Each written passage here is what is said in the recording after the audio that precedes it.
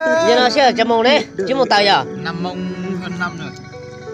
Chỉ tại để nó tiêu chứ nó đấy. chạy theo tim gọi xa bây giờ nó đó thì nó chỉ còn bé rồi bé rộng mà ô này lúc phải lo là phải lùa à Phải luôn. chắc mẹ nó có răng Nó cái chạy răng. đấy Nó cái răng. em khóc hẹn đó đấy cho nó ra chỗ qua nha đời này yêu mãi riêng ai muốn nó lời mang thân xác em cái mông à mua xe nè Chỉ một tay. bóp tiền nha Đó tỉnh tài đó. Của chị bỏ lại rồi. Sao mà của sao đó? Chị xí à? đón mông à bóp tiền à chờ Chứ mong. Đó xưa. Au. Chạy giờ mông dưa giờ xưa đó xưa. Ô. cho nên cái vật mua lá Tay này rồi nó. Ô, cho chở tao về ôi nó ăn nhu rồi ăn nhu nó bé à cái nó bị nhu ăn nhu nó bé à ăn nhu nó bé rồi Cái chờ ta tới một cái nhỏ. ta nè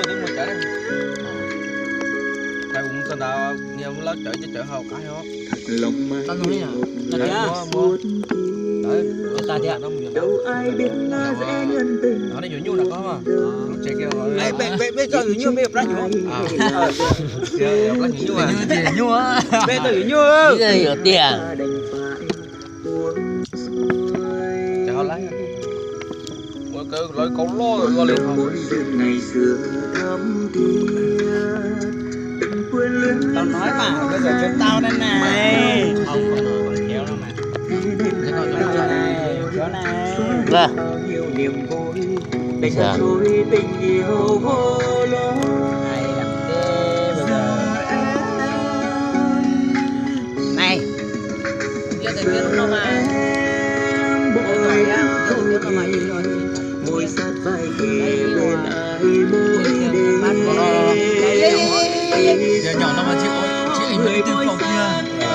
liên quan say đắm nồng nàn bên ô giờ cái lo nữa dữ đành thế chạy đâu tận sâu nỗi buồn chẳng thể xóa nhòa biết không tới này bà ô Tao sao để lót đầu tao này mua lần cái sao? ta đây mình vô bộ nhu mà đây giờ đây dùng cái nhu này đây lấy bộ nhu à giờ lấy bọc từ